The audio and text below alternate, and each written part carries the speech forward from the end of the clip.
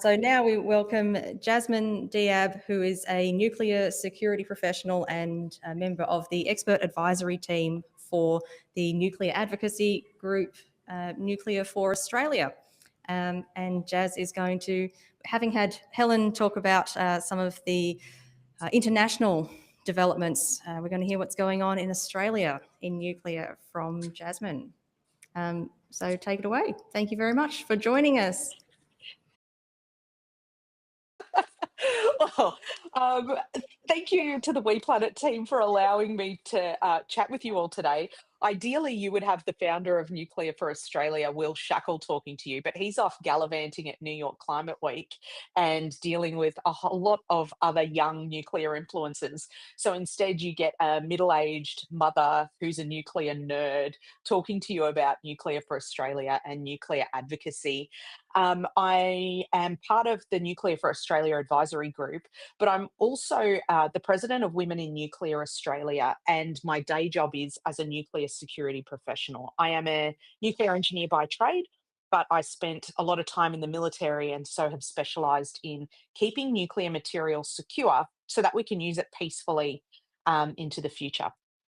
So, nuclear advocacy has really, as the Wall Street Journal said, had a pop culture moment where a lot of really young, energized people are getting behind nuclear power as part of a clean energy solution.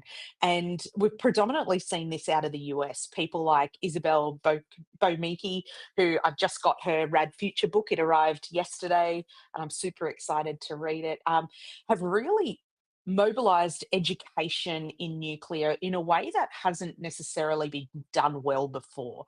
And coming from the engineer background, we're really good at being black and white and assuming everyone will understand that logic and agree with that logic, which hasn't really worked when it comes to nuclear because there is so much grey space and so much emotion that comes with nuclear due to its history. And so we see this group of really great young influencers rising to the surface. You've got Isodope, which is Isabel's group. She's got a great website there. We then have Grace Stanke, former Miss America, who's a nuclear engineer who's able to connect with people and share her story about figuring out nuclear while she was young. Generation Atomic, which is around the US and Europe. And is promoting a lot of nuclear education. And then closer to home, we have Will and Nuclear for Australia. And then globally, whilst not the youngest of influencers, Mothers for Nuclear is a really important part of this advocacy group too. And this is just a small snapshot of what this looks like. And the thing that the US and Europe have that Australia doesn't have is that they've had big nuclear power industries for a long time. And so there are communities that are comfortable in nuclear. There are schools that teach nuclear science in their curriculum, which we just don't have here in Australia since the 1990s when the government put the moratorium of nuclear energy in. Any thought of having atomic science in a high school curriculum had just disappeared. And it's really unfortunate because it means that for nuclear advocacy here, it really boils down to education to be able to lift, I guess, the curtain of fear and misinformation and to arm regular Australians with just good information about nuclear science and technology. And so when we talk about nuclear advocacy in Australia, we are really talking about just arming people with the nuclear basics so that they can have a conversation with their friends, with their work colleagues, and bring that information there to help educate rather than drawing off the fear that tends to be part of the conversation, unfortunately, in Australia. And so, uh, allow us to be a bit cheeky, to arm you with some of the terminology we use for nuclear basics so that you can go out and spread the good word about nuclear power and energy far and wide. And so, we really just talk about nuclear being another form of heat to generate steam. There's no real secret behind it. We currently do this all day, every day with coal fire plants. It generates steam. That's what we do with a nuclear reactor, except in this case, it is about splitting the atom and harnessing vast amounts of energy to create that heat to generate the steam. Um, and it is this part of nuclear science that fascinates me, our ability to safely control reactions to generate heat is phenomenal. And it's part of that excites me to get young people interested in nuclear. Now, we often talk generically about pressurized water reactors. Here I've got an example, the Westinghouse AP1000. So 1 gigawatt, 1,000 megawatt reactor, quite a small footprint. And when I talk a bit further down the track about land usage, you'll see that it is quite a compact little reactor generating heaps of power. Now, the science behind pressurized water reactors varies in small amounts depending on the reactor design type. But ideally, they all do the same thing. They have a reactor house where fuel is loaded. That fuel has the controlled reaction, which generates the steam, which get pushed to a turbine building, which then goes out into the electricity grid. There is, of course, fuel handling areas because fuel needs to go in and fuel needs to go out. And then any waste that's generated within the building also gets stored on site there. And I will talk to waste a little bit later on. All this site is controlled by a small control room where this is where the bulk of workers really sit in there and manage what's going on in the reactor building itself. And so you can see here we've got one small footprint that can generate large amounts of energy, but with all the required entities all built in to the one site. Now, that is what we call a large scale reactor. That is what's commonly rolled out across the world.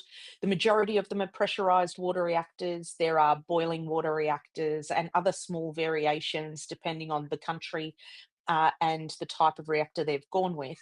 But what we're seeing now, which is very exciting, is the rise of different size reactors in the small and micro reactors.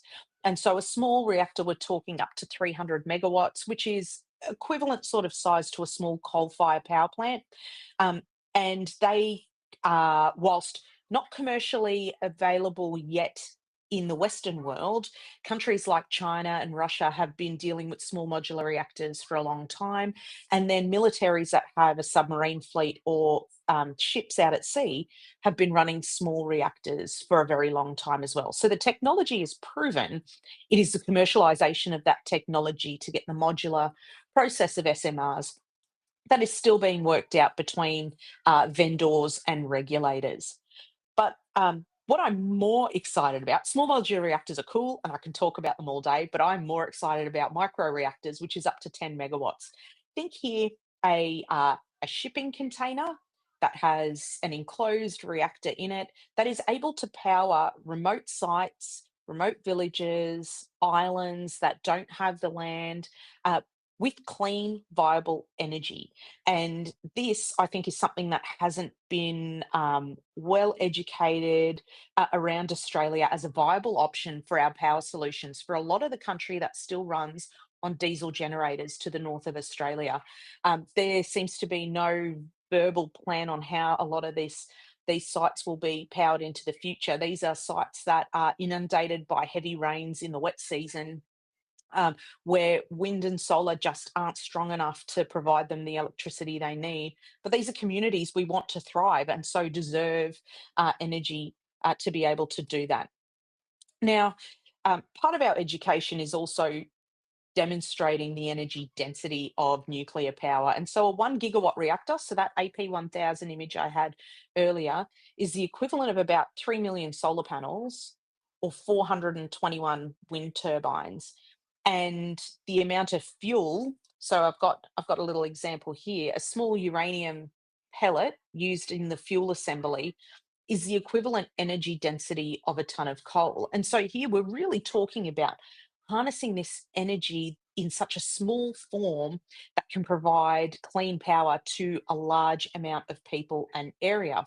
And the way we do this, and it's not a nuclear only option. It is, hey, if we're going to go nuclear, it needs to be part of a balanced energy mix because there are portions of our community where wind and solar are perfect, but it's about removing our reliance on some of the fossil fuels so that we still have a reliable uh, energy form into the future. And so, whilst we talk about energy density and being able to get lots of power out of one small bit of fuel, it's about being able to do that reliably 24/7, 365. And the term we use for that is capacity factor. And as you can see on the slide, these are stats from the United States Department of Energy. Nuclear energy is running 92% of the time, and its offline requirements are often due to maintenance or refueling. Otherwise, it is on and it is providing power to supplement a wider grid. Now, when we talk capacity factors with other energy sources, solar can never be more than 50% because the sun goes down every night, and we don't have beautiful sunny days all day, every day. Although I live in Perth, where it's sunny most of the time, we still don't have a solar capacity factor of much more than 25%. And for wind, I think the average in Australia is we get wind 1 in every 5 days. And so again, that capacity factor is quite low. So those two renewable sources need something else to prop it up. So when the sun isn't shining or when the wind isn't blowing the way we want it to, there is still electrons going into the grid and powering homes. And this is where that capacity factor of nuclear is really important. Um, I've got the capacity factors there for natural gas and coal too. You'll see they're not as high as nuclear due to, from a coal perspective, aging plants that haven't been maintained. And for gas, because gas is often used in its peaking form, it means that sometimes the plants themselves aren't maintained to the highest standard, and so we'll have issues sometimes being operational at short notice. And so, no one energy source is perfect, but nuclear is pretty close to being reliable all the time.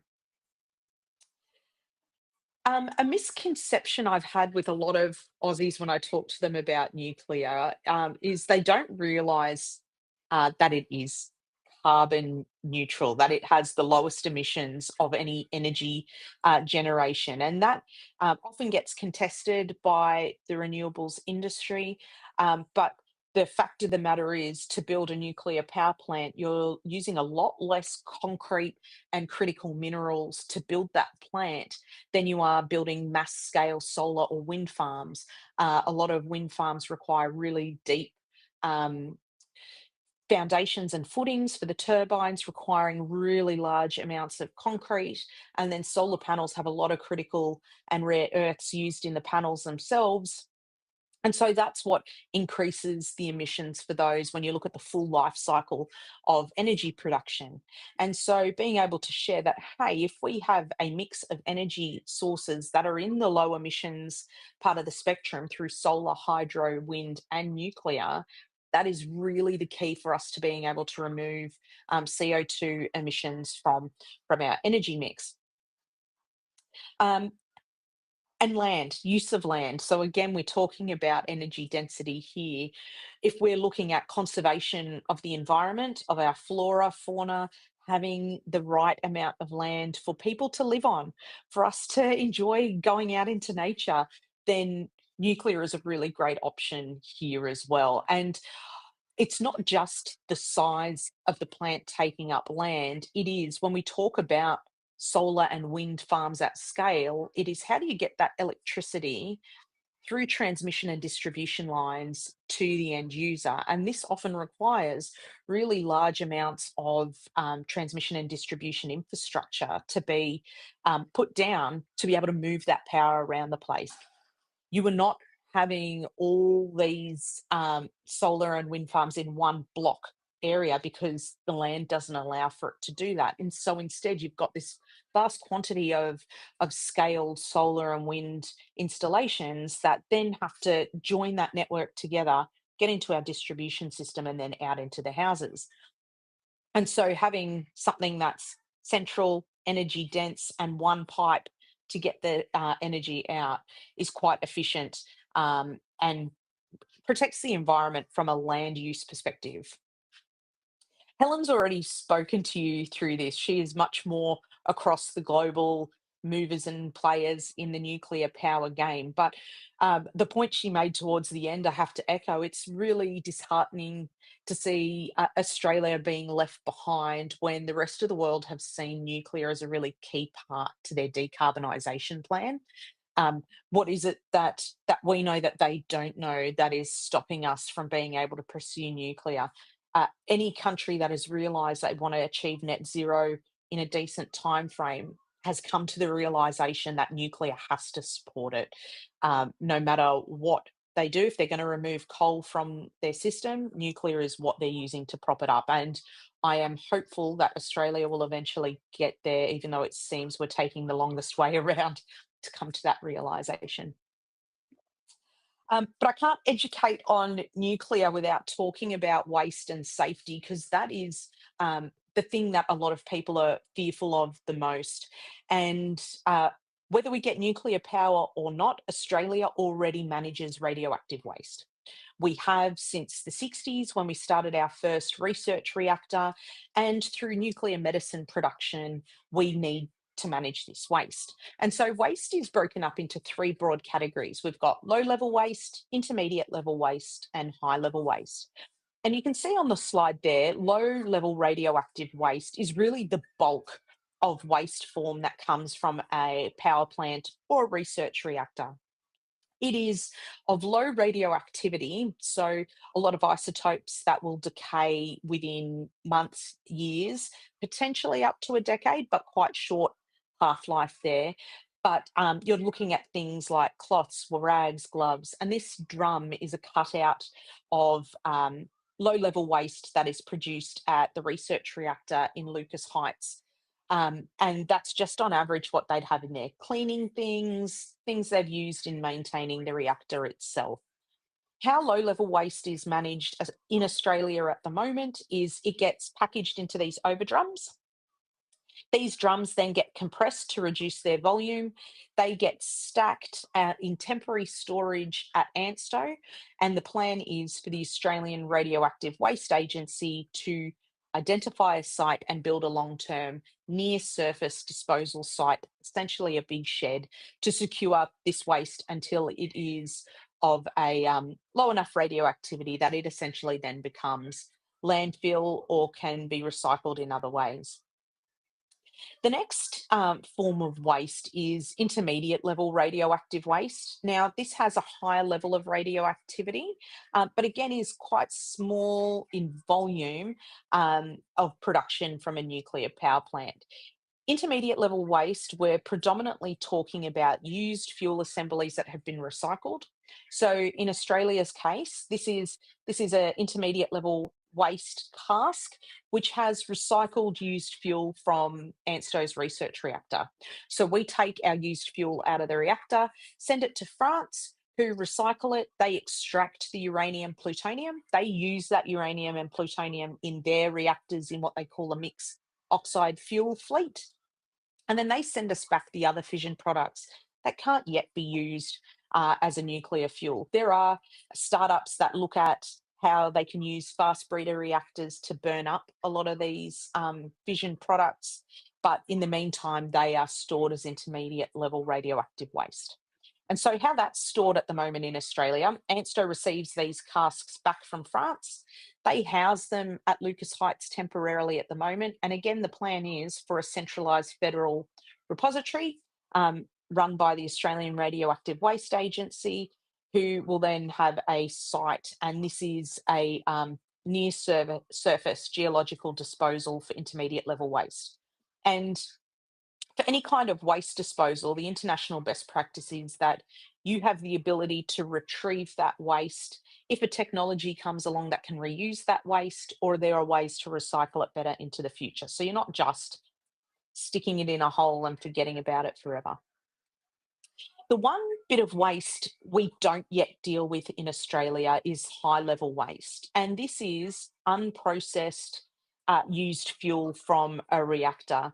Now, we will have to deal with high level waste, whether we go down the nuclear power route or not because of the AUKUS submarine program. Now, this is the highest level of radioactivity for waste, predominantly in heat generation. These are really hot isotopes, but it is only 3% of the volume of waste that's produced from a power plant. So it's a very small amount per year that's produced. So what high level waste is essentially these used fuel assemblies after they've used all the energy they can within that reactor type, move within that reactor site to a storage pond where it will cool down for a set period of time depending on that fuel type. Then, depending on the country's laws and rules, that fuel will either be sent for recycling. Now, France has a recycling plant. The Japanese are about to operationalize a recycling plant as well, which will, as I say, strip out the uranium, plutonium, and reduce that waste in volume and into fission products that can't be used in fuel yet. So it'll either go down that recycling route and become intermediate level waste, or it will go into dry cask storage, which is how the United States Civil Power Program deals with its fuel. They do not recycle fuel. That's part of their thoughts on non-proliferation of materials. And so they put them in a dry cask on site. And as you can see, there's a cooling tower just in the background here, and all these dry storage casks sitting on site. They sit there for a set period of time in temporary storage until a deep geological repository can be built, or in some cases, a borehole repository. This is considered world's best practice for high level waste disposal. Now, Finland are the only country that have an operational deep geological repository.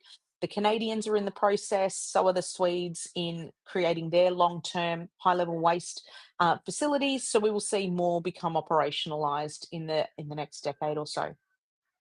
You'll often also see a lot of people talk about Coke can. Now, go back. The story behind that is our lifetime of energy we use. That high level of waste producing that level of energy would fit in a Coke can per person. So that's to demonstrate just how small the high level waste problem is in comparison to every other form of waste stream in our lifetime that we're exposed to. And so that's a problem that Australia already has to grapple with. Whether we go down power or not, we need to deal with low, intermediate, and high level radioactive waste. And there is a plan in government to be able to do that responsibly. And then the next thing people are often fearful about is safety, because we as Aussies got a lot of our nuclear information from The Simpsons. I'm a huge Simpsons fan, but it is the worst for nuclear education. I don't think there's been one bit that I've gone, actually, you bang on with that. But unfortunately, that means that a lot of people are quite fearful of nuclear power and think that it is quite unsafe. Now, Our World in Data, so anyone who loves a good graph, Our World in Data is awesome for it, have listed all the energy sources and their safety numbers. And so nuclear is right down the bottom here. And that includes Chernobyl, which had a fair few deaths due to the accident there, which was catastrophic, and Fukushima. So fun fact, Fukushima had 0 deaths due to the nuclear accident. All the deaths at Fukushima were due to the giant earthquake and tsunami that displaced a large number of people. But there was actually a paper done in the early 2000s by NASA, which highlighted that removing coal from the energy system and replacing it with nuclear actually saved millions of lives, because in doing that, you were removing not only CO2 emissions, but a lot of other particulate matter that are generated from burning of fossil fuels in creating energy. And so it is being able to share with people that nuclear isn't as terrifying as pop culture makes it out to be. In fact, when you look at the stats, nuclear is one of the safest forms of energy generation globally. And that is something that people need to be aware of to try and help address some of those fears. And part of that fear is also exposure to radiation. And we are all unless you're sitting in a lead line box, we are all exposed to radiation all day, every day. And a lot of people are shocked to find out that you receive more radiation eating a banana than you would um, working at a nuclear power plant or living near a nuclear power plant, because so much of that radiation is controlled and contained within shielding that it reduces the amount of radiation that the general public in and around that power plant are exposed to. So that's in addressing a lot of the fear and questions around nuclear itself to help educate the Australian public on nuclear power. But the next thing people will throw at you if you've given them all this information about nuclear is that, oh, it costs too much, it takes too long, Australia shouldn't even bother with it because it's a waste of time. And um, honestly, it's a discussion that frustrates me to no end because words and numbers get skewed quite significantly. And here we're fighting a system that doesn't like the truth or science most of the time. And so being able to take people along for the journey on what are the true cost benefits and long term benefits of nuclear power it's an emotional feat, to say the least. So you would have heard a lot of politicians and policymakers sprout that Gen Cost says nuclear is the most expensive form of electricity. They're not wrong. Gen cost is about the cost to generate electricity. So if you're an investor that wants to throw your billions of dollars behind energy production, then yes, you are going to pay higher capital costs to build a nuclear plant than you would to produce a solar farm, for example. What Gen cost doesn't highlight is what is the end cost to user, because it is missing all these other costs that come with having any kind of power system. So, how do you have backup pumped hydro for a renewable system? How do you get the batteries and replace the batteries and get enough battery capacity to do that? Who pays for that? Gas peaking plants, because they are going to charge the highest premium if they're only on call for a small amount of time, followed by the transmission and distribution grid, which requires, again, a whole heap of infrastructure to be built, replaced, and maintained. And so this full system cost isn't really well modelled in Australia.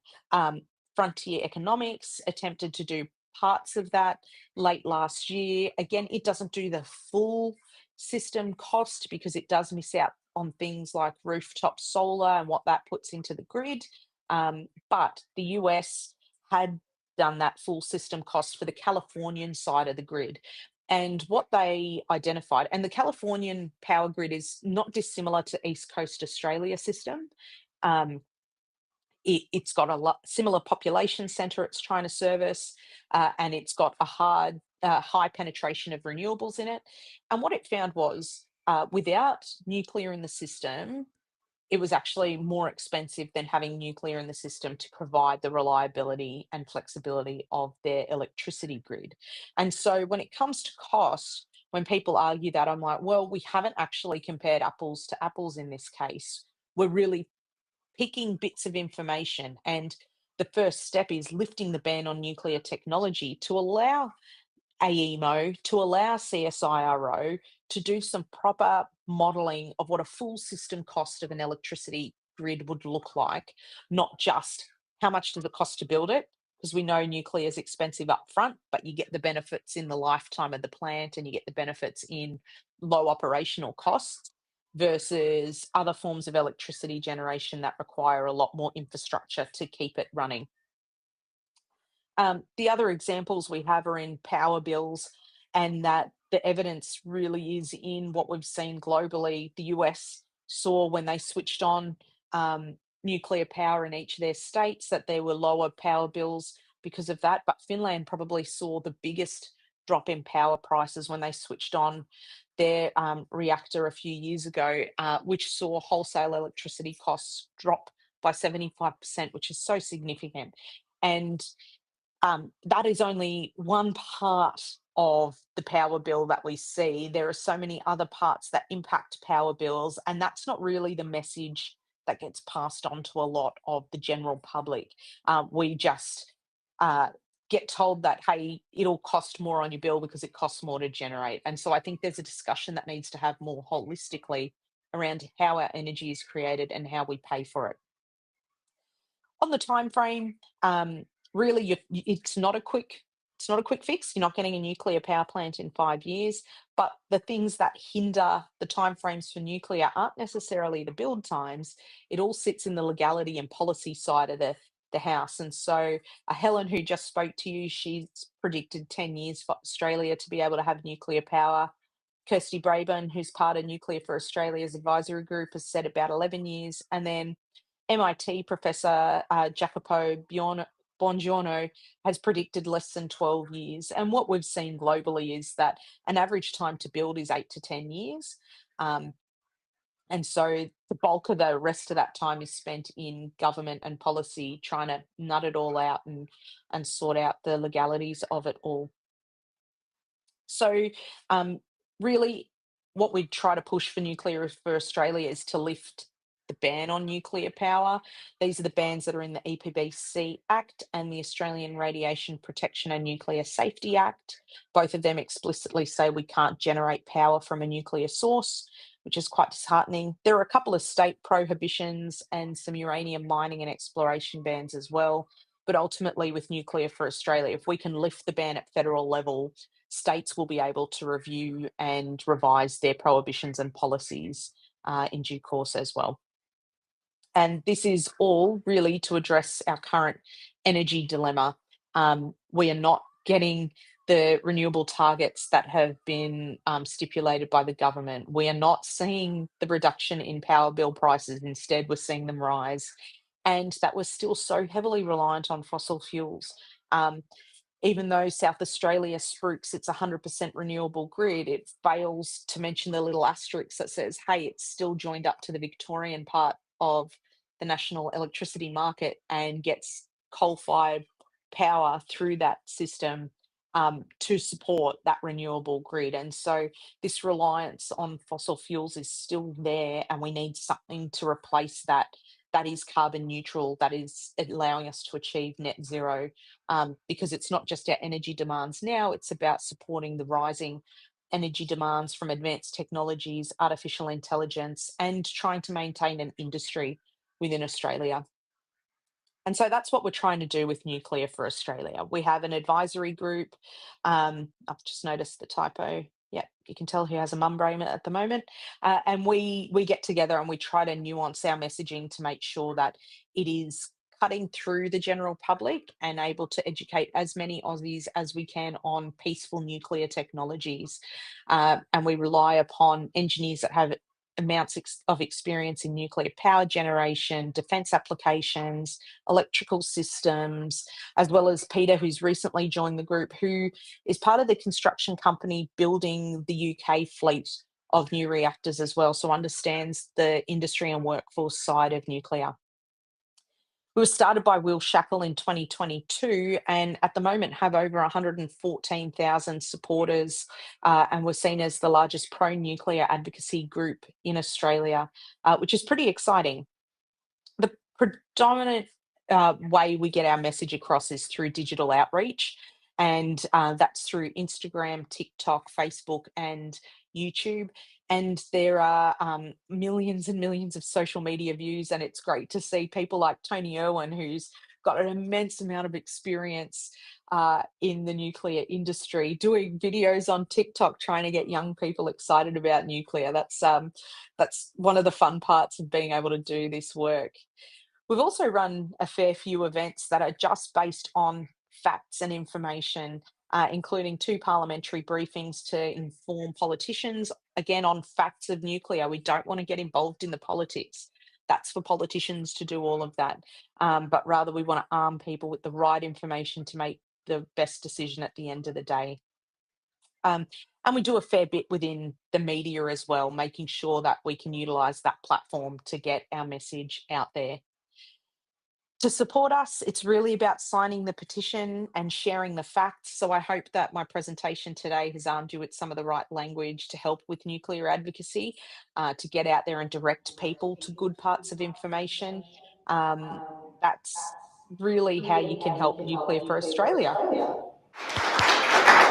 So thank you again for that really comprehensive presentation on advocacy work with Nuclear for Australia. Thanks, Jazz. Thanks, Andrea. Thanks, WePlanet.